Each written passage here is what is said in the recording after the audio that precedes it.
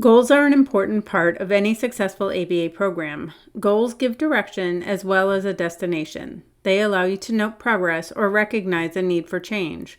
Lawrence J. Peters said it best: "If you don't know where you're going, you'll probably end up somewhere else."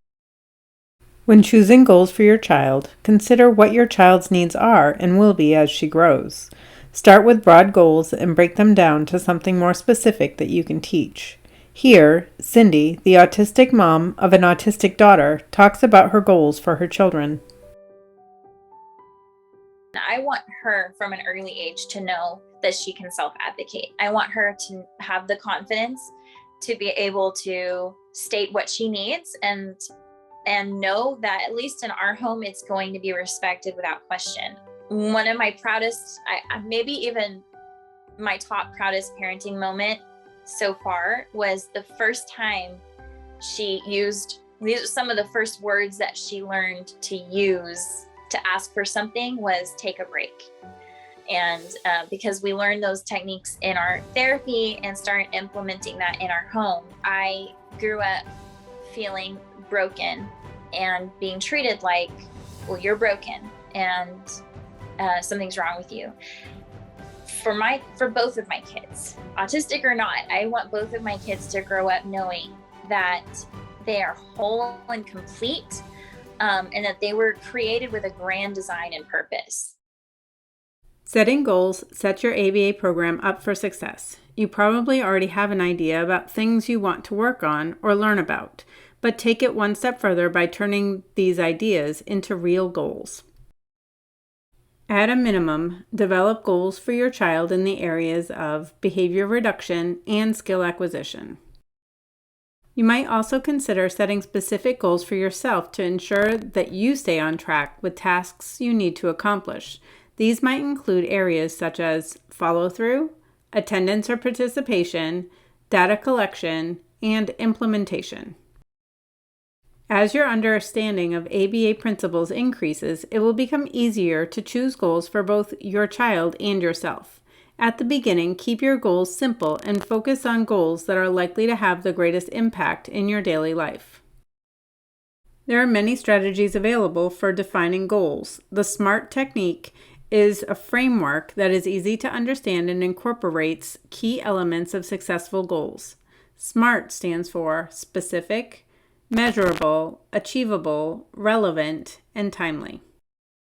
Specific. The goal must be clear and limited in scope. It should answer what, why, and how type questions. For example, reduce the number of nights Anne jumps on her bed when she's left alone. Measurable. It has to be quantifiable. You need to be able to tell without a doubt whether you or your child achieved the goal. Define some quantifiable aspect of the behavior that allows you to count it in some way. In our example, we will count the number of nights Anne jumps on her bed. Attainable. It has to be achievable. The goal should stretch your child's ability so that he feels challenged, but should not be so difficult that either you or he becomes frustrated. Going back to our example, you might want Anne to never jump on the bed, but that probably isn't an attainable goal. Instead, begin by reducing the number of nights Anne jumps on her bed. Relevant. The goal has to be something relevant to your child. Although many ABA programs use standardized assessments such as the Baby Map or the ABLES-R, the goal must impact your child's everyday life experiences. When Anne jumps on her bed, it's a safety issue, and she directly benefits by learning to get her needs met in a different way. Time-bound. The goal should have a time frame associated with it. There should be some sense of urgency, but provide a reasonable time frame.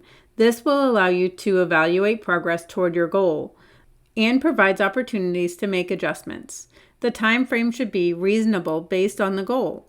Because the behavior in our example has an opportunity to happen only in the evenings, you might select a period of time that is longer than if a behavior happens several times in an hour. You might find the R standing for other words such as realistic, results-focused, etc. Use whatever works best for you. The key is that this acronym is memorable and leads to creating actionable goals.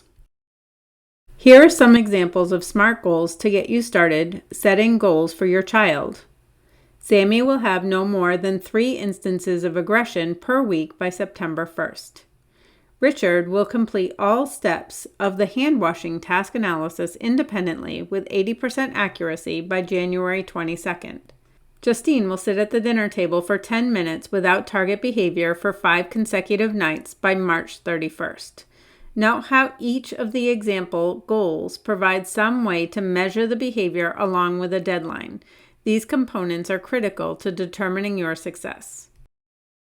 Now let's look at some examples for goals you may choose to set for yourself.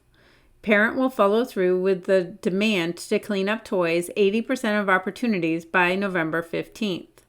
Mother will participate in 2 parent training sessions per month and have below a 20% cancellation rate during the next 6 months. Father will collect ABC data for 15 behavioral episodes by the end of a 4-week time period. Parent will reinforce a behavior incompatible with aggression during 80% of opportunities during sessions by July 1st.